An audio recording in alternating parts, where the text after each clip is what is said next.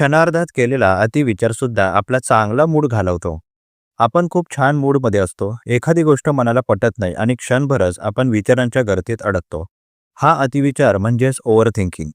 मानसशास्त्र सांगते की हे विचार संपूर्ण मानसिक ऊर्जा शोषून घेतात. काय चुकलं, काय होणार, तो किंवा ती असं का बोलली, अशा विचारांचं ओझं मन झेलू शकत नाही. त्यामुळे डोपामिन आणि सेरोटोनिन हे आनंददायक हार्मोन्स कमी होतात आणि मूड अचानक खालावतो.